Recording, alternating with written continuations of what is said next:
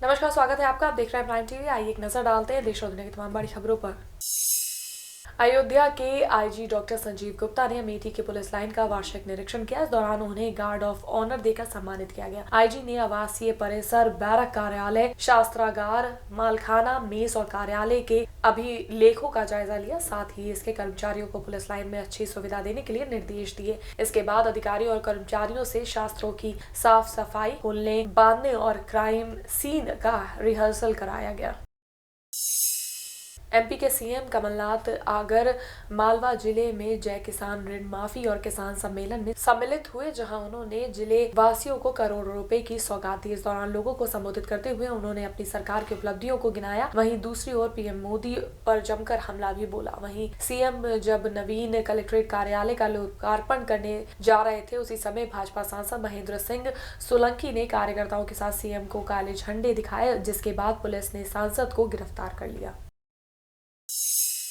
शाहजहांपुर के मानवाधिकार और सूचना अधिकारी कार्यकर्ता पीसी पाठक और उच्च न्यायालय के अधिवक्ता रजनीश ने लखनऊ के प्रेस क्लब में प्रेस वार्ता का आयोजन किया। ये प्रेस वार्ता प्रधानमंत्री मुद्रा योजना के अंतर्गत कार्य करने वाली भारतीय माइक्रो क्रेडिट में हुए बड़े घोटाले को लेकर की गई। पाठक ने इस मामले में सभी जानकारी इकट्ठा करने के बाद बीएससी के प्रबंध निदेशक पर सैकड़ों करोड़ रुपए के घोटाले करने का आरोप लगाया है। फिलहाल पाठक ने आर्थिक अपराध अनुसंधान संगठन के समक्ष शिकायत भेजकर जांच कराने और बीएमसी के प्रबंधक निदेशक के खिलाफ प्रशासनिक और कानूनी कार्रवाई करने की मांग की है।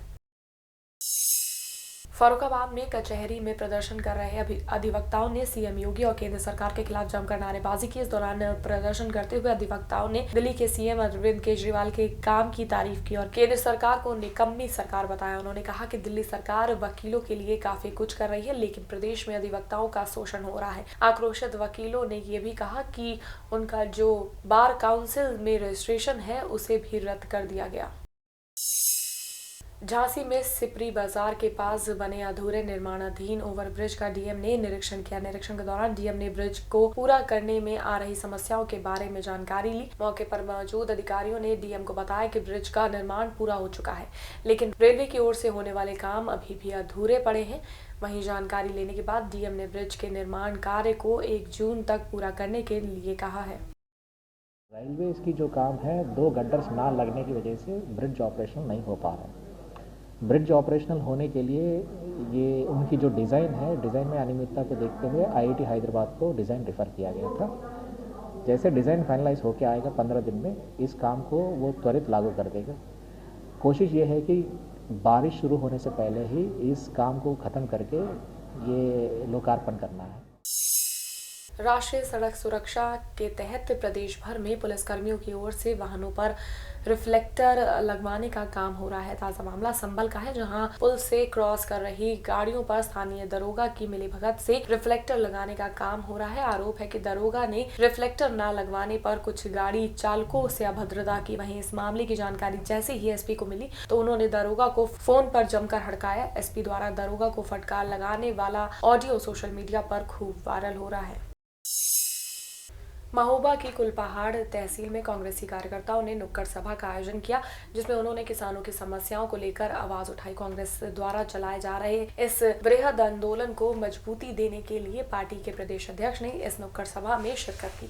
इस मौके पर उन्होंने किसानों को उनकी परेशानियों से जल्द निजात दिलाने का आश्वासन दिया। साथ ही सरकार को चेतावनी देते हुए कहा कि जल्द अगर किसानों की समस्याओं पर गौर न किया गया तो उसकी पार्टी एक बड़ा आंदोलन करेगी। कांग्रेस द्वारा चलाए जा रहे इस वृहद आंदोलन को मजबूती देने के लिए पार्टी के प्रदेश अध्यक्ष ने इस नुक्कड़ सभा में शिरकत की। इस मौके पर उन्होंने किसानों को उनकी परेशानियों से जल्द निजात दिलाने का आश्वासन दिया। साथ ही सरकार को चेतावनी देते हुए कहा कि जल्द अगर किसानों की समस्याओं पर गौर न किया गया तो उनकी पार्टी एक बड़ा आंदोलन करेगी। किसान जन जागरण अभियान के अंतर्गत आज यहाँ कुलपहाड़ में आया था और किसानों के बीच में बातचीत कर उनकी समस्या को जानने का प्रयास किया। किसान दुखी है, परेशान है, हताश है, निराश है। सिर्फ महोबा जनपद में अब तक 46 किसानों ने आत्महत्या की है। पिछले समयों में इस सरकार ने कर्जा माफी की बात की थी। एक आदरणीय राहुल गांधी जी जो यूपीए की सरकार थी, उस समय 45,000 किसानों का कर्जा माफ केवल महोबा जनपद में करने का काम किया था। और आज की सरकार ने इस स्थिति पर किसानों को लाके छोड़ दिया है कि इनके किसान कर्ज माफी में मात्र 700 से 800 ही किसान लाभान्वित हो पाए हैं। बाकी किसान आज दुखी है, रोज आत्महत्या करने पर विवश है। आगामी होली के त्यौहार को देखते हुए लखनऊ में पुलिस कमिश्नर के आदेश पर सभी थानों में पीस कमेटी की मीटिंग हुई। ठाकुरगंज कोतवाली में हुई इस मीटिंग में एसपी ने सुरक्षा व्यवस्था के इंतजामों को लेकर कड़े निर्देश दिए। इस मीटिंग में पुलिसकर्मियों सहित इलाके के कई लोग भी मौजूद रहे। आगामी होली का त्यौहार है, उसके संबंध में यहाँ पर पीस कमेटी की मीटिंग की गई है, जिसमें क्षेत्र के तमाम संभ्रांत जन जो पीस कमेटी के सदस्य हैं और जो पुलिस के हमेशा सहयोगी रहे हैं, उन्हीं सारे लोगों के साथ में ये मीटिंग अभी की गई है, जिसमें इंस्पेक्टर साहब भी मौजूद थे और तमाम संभ्रांत लोग मौजूद हैं। इन सभी लोगों से ये अपील की गई है कि आप सभी लोग जो है आगामी होली के त्यौहार में पूरी शांति व्यवस्था बनाए रखने में पुलिस की मदद करें। हरदोई के बेनीगंज कोतवाली क्षेत्र में एक युवती का अपहरण कर गांव के 2 लोगों ने उसके साथ दुष्कर्म किया। रेप करने के बाद आरोपियों ने युवती को खेत में ही फेंक दिया और फरार हो गए, जिसके बाद परिजनों ने लड़की को ढूंढ निकाला और उसे घर ले आए। इसी के साथ ही पीड़ित परिजनों ने दोनों आरोपियों के खिलाफ केस दर्ज करवा दिया है। एसपी ने बताया कि दबिश दी जा रही है, जल्द ही आरोपियों को गिरफ्तार कर लिया जाएगा। 2 लोग उसको लेके गए थे और उसके साथ बलात्कार केवल एक व्यक्ति ने किया है। उसका लेके जाने में दूसरे का भी योगदान है। इसमें केस रजिस्टर हो गया है, उसकी विवेचना मेरे द्वारा ही की जा रही है। फर्रुखाबाद के कायमगंज रेलवे स्टेशन पर एक यात्री जब टिकट लेने के लिए काउंटर पर पहुंचा तो उसने काउंटर पर बैठे कर्मचारियों को नशे में धुत पाया। टिकट के लिए लाइन में लगे यात्रियों ने बताया कि जब वो कर्मचारी से टिकट लेने के लिए गए तो उसने टिकट भी नहीं दिया और कुछ समय बाद ही वो अपनी सीट से नीचे गिर गया, जिसके बाद यात्रियों ने स्टेशन अधीक्षक को मामले की जानकारी दी। सूचना पर पहुंचे स्टेशन अधीक्षक ने फौरन कार्रवाई करते हुए कर्मचारी को वहां से हटा दिया।